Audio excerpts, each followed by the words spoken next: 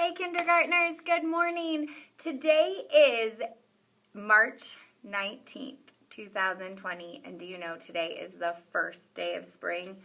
The weather outside doesn't seem like spring today, but it is. It's the first official day of spring. So I have a fun springtime story to read to you today. Today's story is Fletcher and the Springtime Blossoms by Julia Rawlinson. Why is her name on the book? Who can tell me? You're right, she wrote the book. A person who writes a book, what do we call them? You're right, we call him an author. The next name on the book is Illustrations by Tiffany Beek. Why would her name be on the book? You're right, she drew the pictures. What do we call a person who draws the pictures? You're right, we call him an author. Let's read Fletcher and the Springtime Blossoms.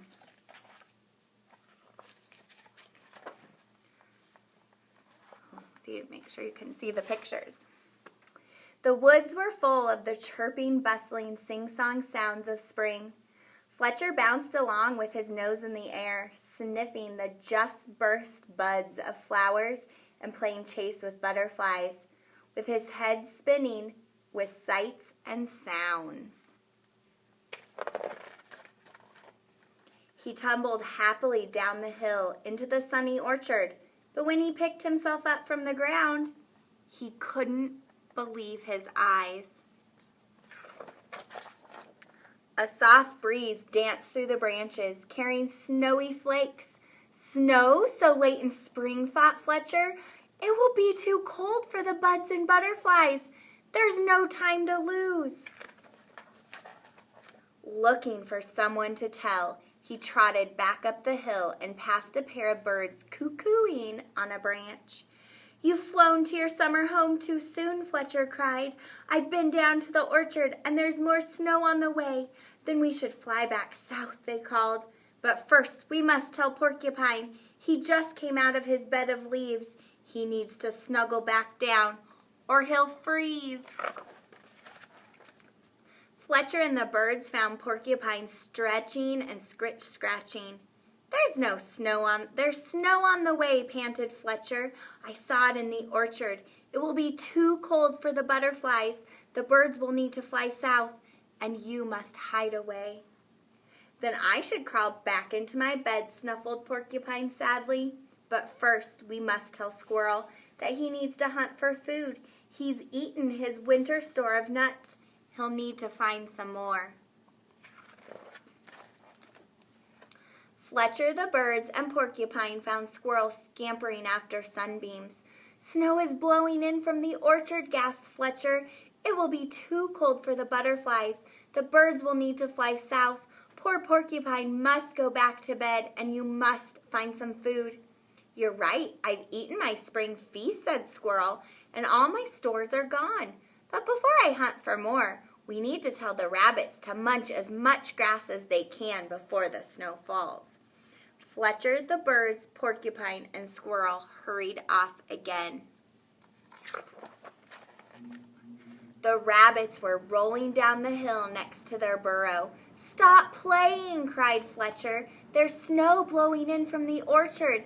It will be too cold for butterflies. The birds will need to fly south. Poor Porcupine must go back to bed. Squirrel needs to find food, and you must munch more grass. Before we eat, said the rabbits, staggering dizzily to their feet. Let's go play in the snow. So the rabbits hoppity-roly-poly plopped down the hill through the woods. They were chased by Squirrel, Porcupine, the birds, and a bouncy full of importance fox all the way to the orchard, where the ground was white with blossoms. Blossoms bobbing in the branches, blossoms blowing in the breeze, blossoms blanketing the ground, and not a snowflake to be found. These are blossoms, not snow, you foolish fox, the animals cried. Fletcher blinked and rubbed his eyes, feeling very silly. But then the animals scooped up pawfuls and clawfuls of blossoms from the ground and covered him in a tickly shower of fluttering white petals. Fletcher and his friends ran and played between the trees until at last they all collapsed in a blossomy, soft, white heap. Then the birds fluttered back to their branch with beakfuls of blossoms to line their nest. Porcupine snuffled off up the slope, his quills dotted with tiny white petals. Squirrel went chasing up and down trees after snow-white petals dancing in the breeze. And the rabbits bounced back up the hill with blossoms to brighten their burrow.